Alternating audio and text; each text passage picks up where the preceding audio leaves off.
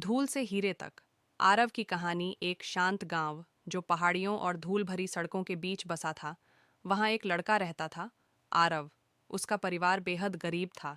पिता एक दिहाड़ी मजदूर थे और माँ गृहिणी जो कई बार खुद भूखी रह जाती थीं ताकि उनके बच्चे भूखे ना सोएं।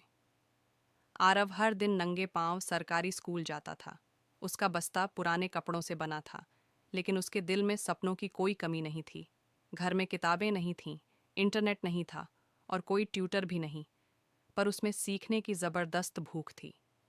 वह रात को स्ट्रीट लाइट के नीचे पढ़ाई करता, उधार की किताबों से ज्ञान बटोरता और हफ्तों में अपने पिता के साथ काम करके परिवार की मदद करता। हर असफलता उसके लिए ईंधन बनती गई। एक बार वह गणित की परीक्षा में फेल हो गया और अकेले पेड़ के नीचे बैठकर रोया। लेकिन अगले दिन उसने कसम खाई कि फिर कभी असफल नहीं होगा। उसने खुद से पढ़ाई शुरू की, अखबारों से सवाल हल किए और ऐसे सवाल पूछे जिनका जवाब खुद टीचर्स भी न दे पाए।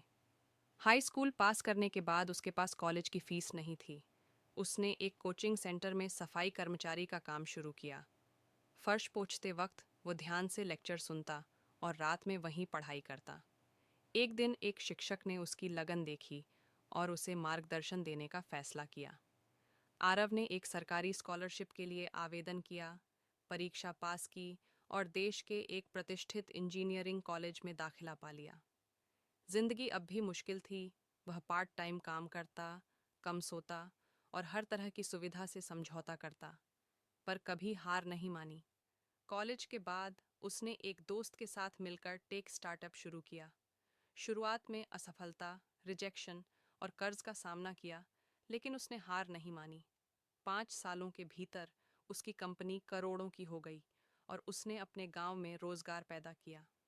आरव अपने गांव लौटा, घमंड के साथ नहीं बल्कि उद्देश्य के साथ। उसने स्कूल बनाए, छात्रों को स्कॉलरशिप दी और हर बच्चे से कहा, बड़े सपने देखो, मेहनत करो, कोई तुम्हें नहीं रोक सकता, गरीबी भी नहीं।